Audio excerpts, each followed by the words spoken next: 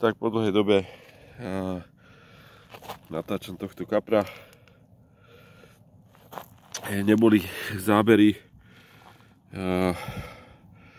Som chytal 2 dní na 24-ky, takže zábery neboli. No a teraz som urobil to, že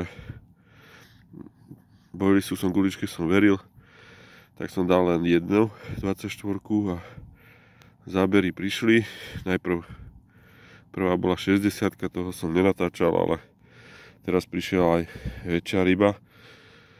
Takže toho vám natočím a chcem povedať v podstate toho, že najdôležitejšie je dostať záber. Či je od malej ryby alebo od veľkej, ale dostať pravidelné zábery a potom príde aj väčšia ryba. Ešte chcem povedať, že asi si myslím, že už treba aj začať viacej krmiť, lebo tie ryby proste sa začínajú vzťahovať tam, kde sa krmí. Takže asi tak. Uvidíme, budem musieť variť kukuricu alebo niečo urobiť, aby sme tie ryby prilákali a boli pravidelné zábery. Tak zatiaľ čaute.